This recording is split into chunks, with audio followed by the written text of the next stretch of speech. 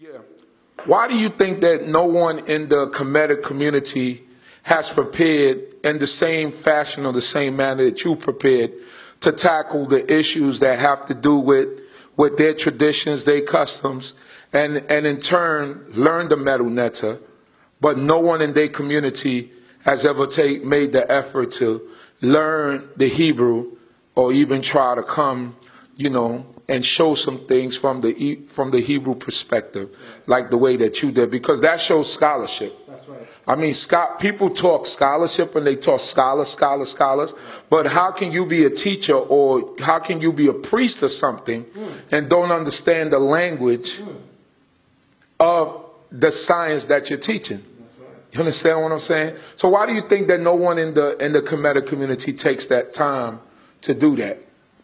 Well, I want to say that I don't believe that anyone in the Kemetic community takes the time to objectively approach researchers because they're enjoying the subjective narrative. They're enjoying the narrative that because the Bible lacks archaeological evidence that can be produced in museums, and Egypt is abundant in archaeological relics, they love the narrative that, okay, Egypt has more evidence of its history, the Bible has less, therefore Egypt trumps all, everything comes from Egypt. But even they themselves will tell you that there are several artifacts that don't make it to the Egyptian Museum, that they know for a fact, and I'm speaking on behalf of the Kemetic Grandmaster teachers who I've heard say these things several times. They know some of the greatest archaeological finds that came out of Kemet cannot be seen in museum. These are things that are held in places like the UK. We all know that one of the biggest libraries in the world is in the Vatican. We all know that the Vatican actually has miles. We're not talking about a room and secret chambers. We are talking about miles of rooms or storage where ancient information is kept with no one or very little eyes ever being placed upon it. And they say that some of their greatest traditions are housed in places like that. Well, the children of Israel, we have the same thing. In fact, some of the archaeological relics that we do have actually shows taking our items and carrying them off. One of the more famous archaeological relics that we have is holding a menorah. It's holding the Ark of the Covenant, so to speak, and you see them marching off with them. So we actually have archaeological relics showing you where our archaeological relics were going. So let's not play games. We know that we have them, but we know that we don't have access to them. Wow. There's a difference between not having evidence and not having access to the evidence. So we know for a fact that the police, I'll deal with New York City in this instance, are extremely corrupt, right? So we know that when they're at a murder scene, especially when there's a black person involved, we're very afraid because we know that they have access to all the DNA that they're going to be accumulating and all the other evidences, and we don't have that access, which means behind the scenes they can manipulate it or they can discard it and we'll never see it again. Such is the case with our literary history. There's so much of the literary history of the children of Israel or of Hebrews on the whole that we no longer have in our possession, that we no longer have access to, that no eye literally has seen in over 2,000 years. So we're not going to say, or we're not going to play the game that we don't have archaeological relics. What we don't have is access to our archaeological records. I think that to close on that point, when a narrative is portrayed in a person's favor, and then the truth surfaces against that narrative, most people arguably will not go on the side of the truth.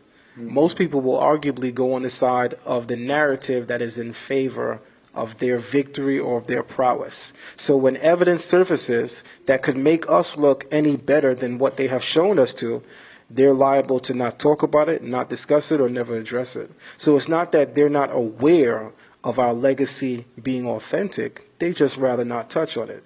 So it doesn't behoove them to go and study or learn Hebrew because they're not on a journey of truth. And this is something that I've said openly recently to a lot of people that have asked me this question both on and offline. I said to them, although I'm an Israelite, and I'm very, very proud of an Israelite, make no mistake about it, I'm a truth seeker. We always talk about the Torah being true, and us being passionate adherents to it. But if you was to ever uncover evidence that could show you unequivocally, and we're speaking, of course, I'm just taking you through a scenario, right, so to speak. I'm using figurative language to discuss something that's not necessarily reality, yet is geared towards bringing us imaginatively to what you would actually do in various situations. If you're an adherent of Torah, and you encounter information that trumps it, that shows you that the Torah is false, what do you follow? Are you supposed to still follow the Torah? I'm proud enough of a truth seeker first to tell you that you're not supposed to follow Torah if you uncover evidence that makes it untrue. Now, until someone can come before me to prove to me unequivocally that the Torah is untrue, I'm Torah to the day I die. But because I'm a truth seeker first, I must be true to the truth. And this is what they lack. So, unlike them, our community has always been one that we push objective research. So our teachers didn't ban us from going into Kemetic studies and going to learn. Our teachers didn't ban us from reading the New Testament, things that we didn't grow up acquiescing to when it came to understanding Christianity. But our teachers told us, on the other hand, go and study those things, because they will empower you with a greater opinion when you speak to people who embrace those ideas. So if you haven't read the Torah in the original Hebrew language and you have a problem with it, you need to check your source, because 9 out of 10 times, any book of the Torah that you're reading that's not based on the original Hebrew, you're reading a European or a Eurocentric outlook on it. We love to talk in the Kemetic community that the Bible is a white man's book. And then you ask them why, and they say, oh, because King James is white. Let's walk with you there for a second. Who was the person that edited and redacted the Book of the Dead, which is a misnomer for the Pert Emheru? We know his name to be Wallace Budge. That's a white man. He's not the author, and he's extremely white. In Brother Jabari's words, that's the Talmud right there, right? He's extremely white, but he's not the author of the Bible. King James is not the author of the Bible. This is his version of the Bible. When Wallace Budge writes a book on the Pert Emheru, the Book of the Dead, this is his version of it. So we have to come back to objective study when we're making claims in an intellectual setting, or else we look like what we would call jackasses, for lack of a more prestigious term. So I want to say that what gave me an edge is the idea that I'm first a pursuer of truth. So I said, you know what? In order to free my mind of anything that would block me from finding the truth, I have to put aside my own thoughts, my own feelings, my own passions, my own ideas, my own beliefs for this moment. And I have to assume that what is coming out of Kemet could possibly trump what is in my book, what is in my spiritual system.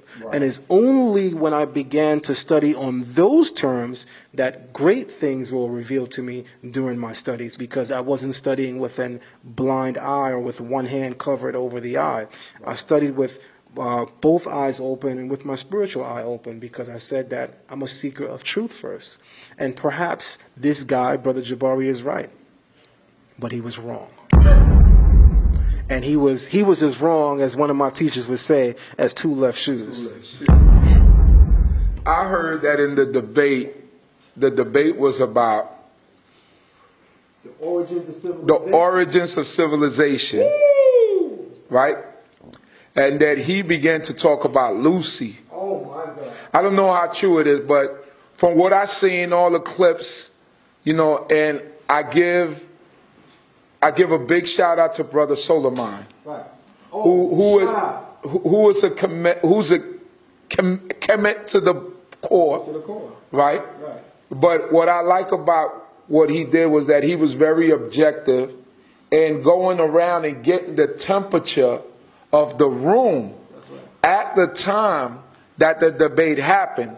That way you could get people's pure opinions at the time when the debate happened. And from the clips that I saw, there was a lot of people, including in their community, that said Zion Lexx handled this guy.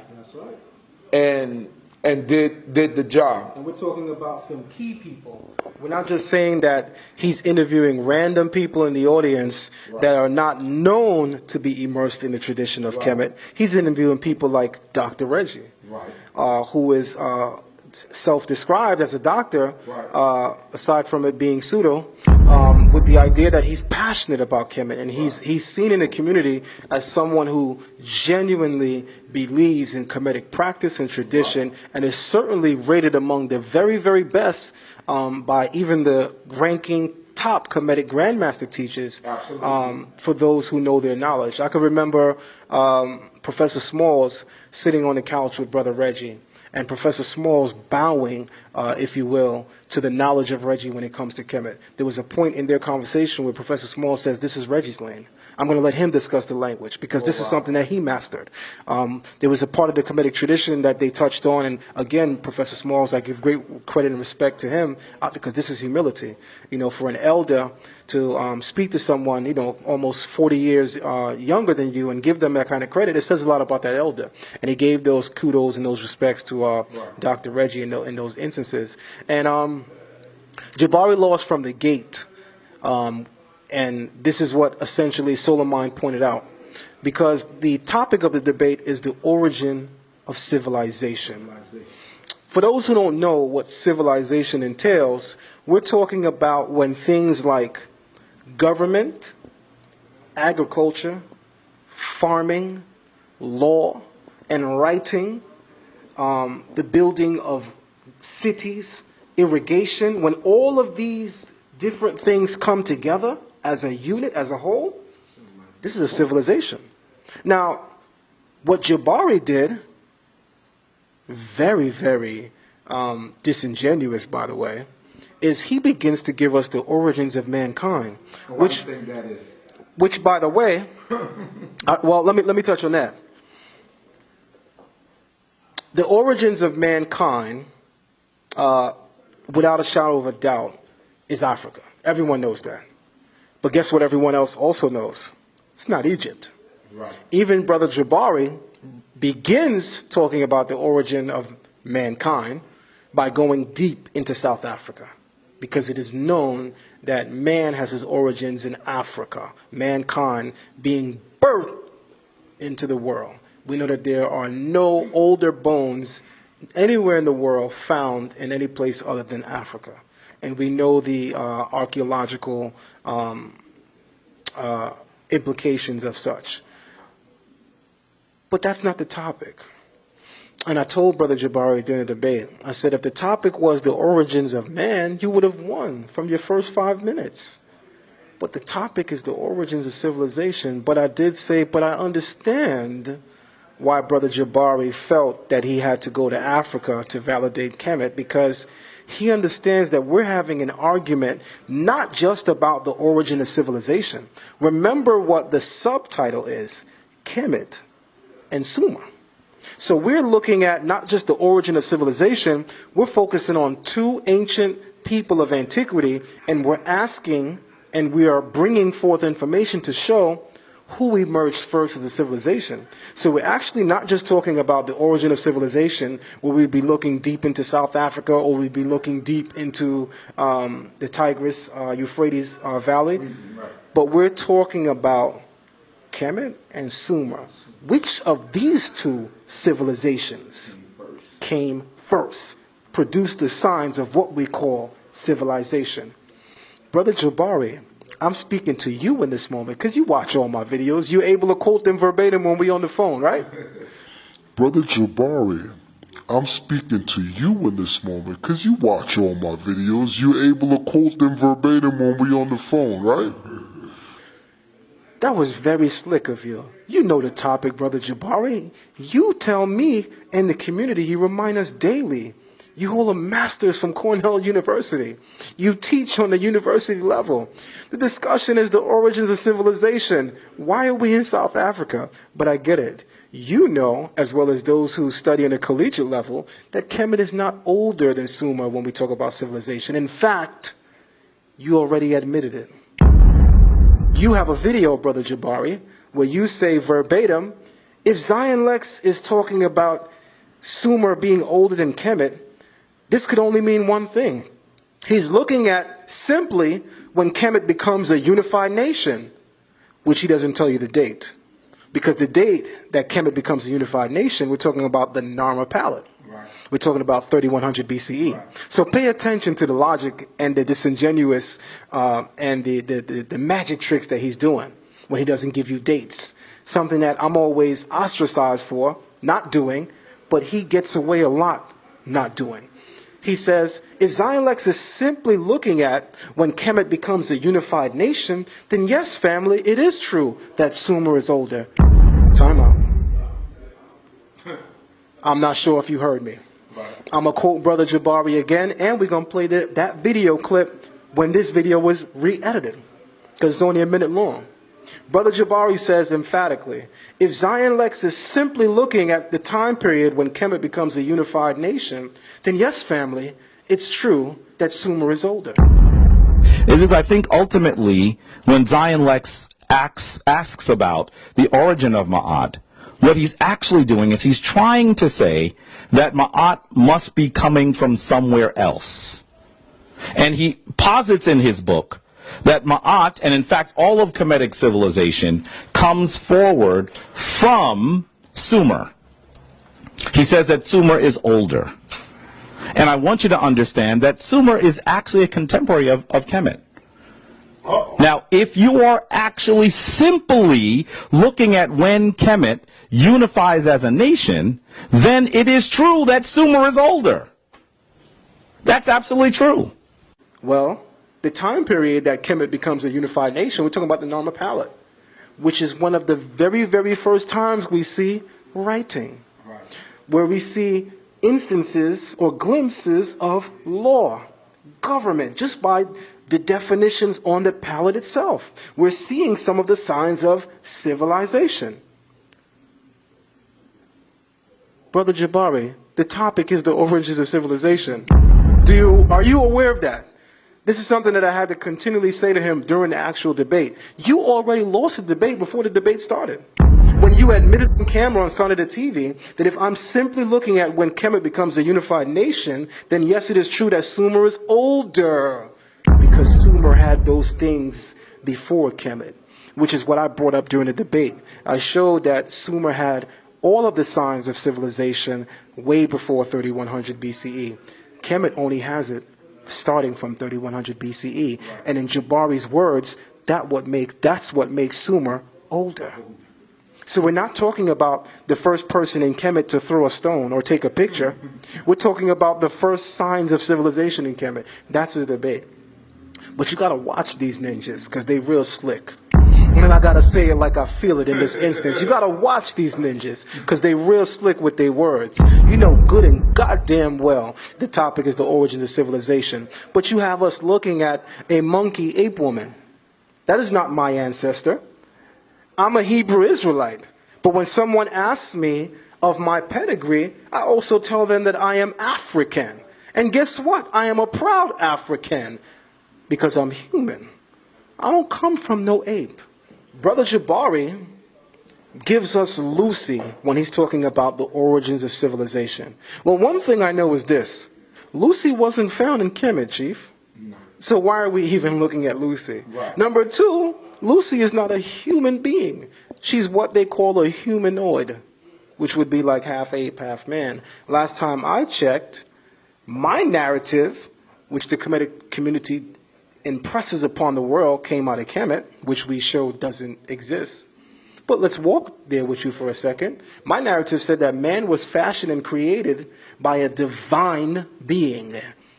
Man's creation is divine. But hold on, because we do read the Kemetic text as well. And if I'm not mistaken, there's an individual in Kemet known as Khnum. And he's shown making man of clay on a potter's wheel.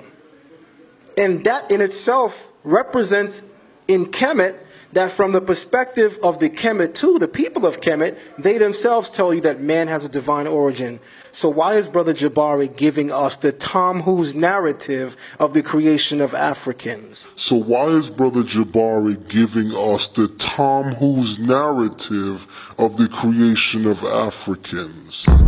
The very same Tom Who that Brother Jabari expresses daily that he has no love for, no connections to, no ties to. Why does he use the Tom Who's narrative in giving us the signs of civilization? You see, it's the Tom Who that needs to talk about apes. Because it's the Tom Who that needs to talk about evolution. Because the way that evolution works, each new strain produces a greater quality. Right. This is why the European, styled as the Tom Who in Kemetic literature, needs to force and impress upon the educational classes around the globe evolution, evolution, evolution, because each new strain becomes greater than that which is previously formed. Natural. White people being the last would be the greatest. This is what we're pushing in the Kemetic community. We're looking at Lucy now. We're following the Tom Who. This is what we're doing. You gotta watch these ninjas, Chief. I'm telling you. The very Tom Who they say they reject, you gotta watch these ninjas. I know that my African ancestors taught me that my creation is divine. I even know that some of the African ancestors in the region of Kemet also taught that the creation of man is divine. Except that even in Kemet, it's still taught by way of Sumer. You reaching. I'm reaching? Who's Khnum? Khnum is shown molding man on a potter's wheel. Last time I checked, the potter's wheel was invented in Sumer. So if Khnum represents a deity, a principle, the fact that he is molding man on something that was produced in Sumer lets you know where the idea came from. Because he would not have the instrument upon which he's producing man on had it not been invented in Sumer first.